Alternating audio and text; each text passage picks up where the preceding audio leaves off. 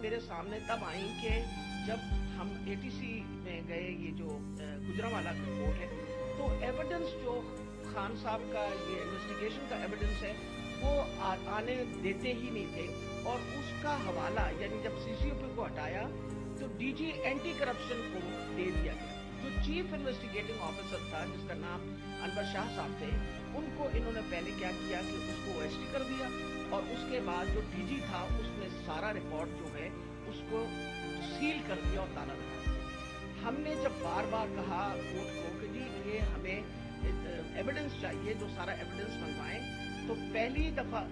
जो second hearing थी उसमें उन्होंने आके कहा कि जी डीजी बदल दिया गया है और ये चट्ठा साहब को लगा दिया गया नया डीजी एंटी करप्शन, जो कि सनाउल्लाह का राइट हैंड मैन है, और अब वो रिकॉर्ड देगा। इसके ऊपर जज साहब ने गुस्सा खाया और उन्होंने कहा कि मैं अब अपने प्रोसिक्यूटिंग ऑफिसर्स भेजूंगा। उन्होंने अपने प्रोसिक्यूटिंग ऑफिसर्स भेजे,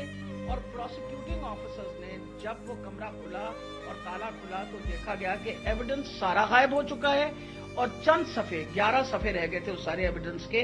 बाकी सारा कुछ चोरी हो गया। और ये बात का इंकशाफ खुद ही डीजी ने भी किया और ऐलान भी कर दिया कि अब मैं इसके ऊपर इंक्वायरी करूंगा, यानी खुद ही चोर और खुद ही मुंसिफ बनने के इरादे से। मेरे लिए ये एक इतना बड़ा हमारे लिए सानिया था कि सारा एविडेंस जो है उसको इन्होंने खुर्द-बुर्द कर दिया कि जब हाई कोर्ट का ऑर्डर पता चला कि जी हाई कोर्ट ने सीसीपीओ को दोबारा लगाया है, तो मैंने मुनासिब समझा कि मैं सीसीपीओ से पूछूं कि आपकी कब आपकी अपॉइंटमेंट हो गई है, क्योंकि हमारी जो जीआईटी है which is the real GIT, जो उस वक्त हुकूमत थी और उसने हुकूमत ने ये सारा कुछ किया था, जीआईटी बनाई थी which is a legal GIT, तो हमने तो ऑलरेडी उस पर हमें ट्रस्ट था कि ये बंदा जो, तो मैंने उनसे पूछा कि आप कब तक ज्वाइन कर रहे हो, तो उन्होंने कहा जी अभी तक मेरे ऑर्डर्स नहीं आए। वो आपने सारा टेप सुना जिसके अंदर कोई ऐसी बात नहीं पूछी गई, गायब कर रहे हैं आप। तो हमें तो बिल्कुल किसी तरीके से किसी और पे ट्रस्ट नहीं था, और हमें उम्मीद थी कि अब सीसीपीओ के वापस आने से, यानी डोगर के वापस आने से, हम दोबारा अपना जेआईटी जो है वो शुरू कर देंगे। मुझे तो, मैं सख्त मजम्मत करती हूँ। मैंने खान साहब के सामने आके बताया कि जी मुझे इतनी तकलीफ हुई कि जी फेयर ट्रायल एक्ट के मुताबिक मैं एक सिटीजन हूँ पाकिस्तान का, मेरा चादर और चार दीवारी तो जो पामाल करनी थी इन लोगों ने, हम खवातीन के लिए तो हम सारी औरतें जो हैं इनके शर से नहीं बच सकते। जिस तरह इन लोगों ने टेपिंग करनी शुरू कर दी है, वजह यह कि जिस तरह आपने फरमाया फेयर ट्रायल एक्ट के मुताबिक ये कैसे टेप कर सकते थे हमें, हाउ कुड ये टेप, क्या इन्होंने इजाजत ली थी? क्या ये सनाउल्लाह जो इंटीरियर मिनिस्टर है ये किसी जज के पास गया था, इसने जाके जज से इजाजत ली थी? I want to know about it. और मैं इंशाल्लाह खान साहब को बताया मैं कोर्ट में जा रही हूं, और मैं कोर्ट के अंदर से जाके ये सारे सवालों का जवाब दूंगी कि ये आईएसआई, आईबी या पुलिस में से किसने टेप किया और फिर किस तरह रिलीज किया, क्योंकि मैं ये सोचती हूँ कि मेरा जो बुनियादी इंसानी हकूक हैं, जो मेरा राइट है, वो उसके ऊपर बहुत बड़ा हमला हुआ। इलेक्शन कमीशन ने एक ही दिन में